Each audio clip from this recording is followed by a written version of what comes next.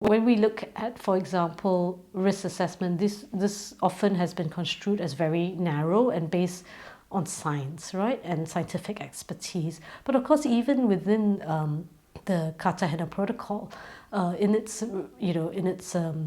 provisions of risk assessment and the related annex, there is recognition of other knowledge and other expertise, so not just scientifics, and I think that's important. And within the CBD, you have a very strong tradition of,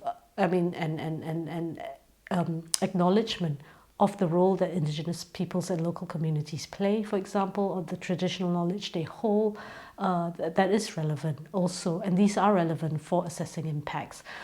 So, current discussions under the synthetic biology agenda is really about having a group of experts that is multidisciplinary, that will conduct technology assessment, that is broader than risk assessment, that takes into account socioeconomic considerations, ethical and cultural considerations as well. And I think this is important because, as you said, the potential implications and impacts of gene-drive organisms are very far-reaching. So it's not something that can only solely be decided by scientists.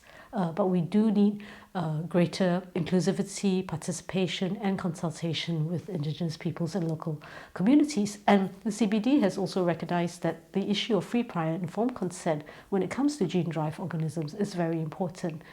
So that's another key issue that has to be addressed.